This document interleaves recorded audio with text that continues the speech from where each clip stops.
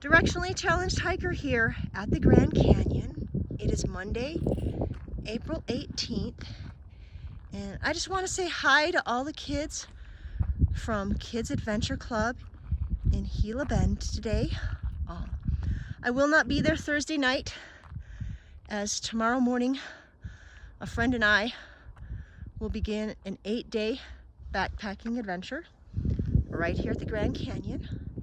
And it is one of my favorite places to visit and explore, and I guess I just want to tell you why.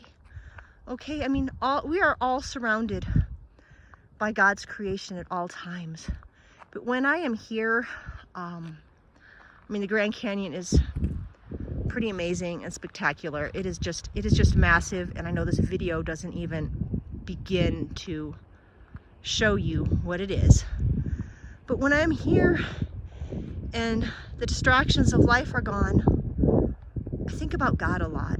And as I look at the rocks and the formations and the colors, His creation is amazing, and it definitely shows me that, you know, He is God, He is creator. I mean, going back to the first Adventure Club lesson, we talked about, in the beginning, God created. Remember, Ed Venture went back in time and he saw the Garden of Eden, and it was still perfect, and God had called it good. And then the next week we went back and Adam and Eve had sinned. So it wasn't perfect anymore. They were actually kicked out of the garden. So, I mean, I am viewing here, this is not perfect. This is part of the world after sin has entered it, but it is still, it speaks of God.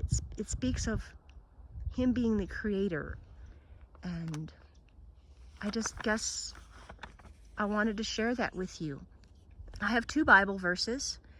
The first one is Psalm 19:1, and it says, "The heavens declare the glory of God, and the sky above proclaims His handiwork."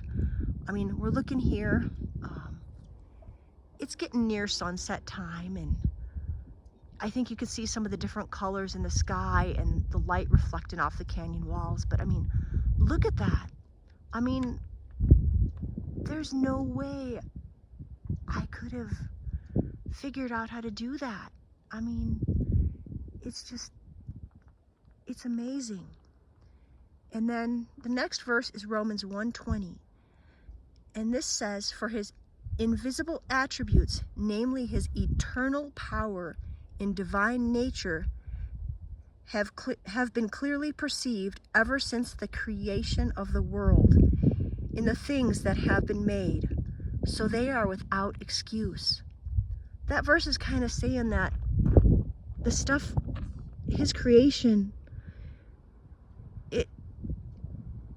it's near impossible to look around and not see that there had to be a creator God to do this. I mean, this is not an accident, and so many people out there are going to tell you this just was the result of evolution, of just chance happenings. And I'm telling you, when I see this, I see God in it. And I guess I just wanted to share that with you. I mean, and I know this week's lesson is on sin and how there's no sin so great to keep you away from God. And, you know, we sinned, and just recently we celebrated the death and resurrection of Jesus, and He conquered sin with that. And yeah, he conquered sin. He gave us a chance at new life, and it is going to be so much more amazing than this. So I will leave you with that. Have a good week at Kids Club. I will see you next week. Later.